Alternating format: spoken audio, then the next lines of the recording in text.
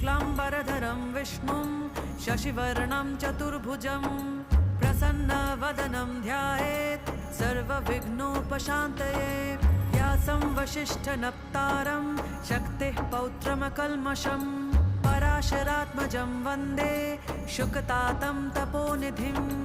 व्यासाय विष्णुरूपाय व्यासरूपाय विष्णवे नमो वै ब्रह्मनिधये वासिष्ठाय नमो नमः।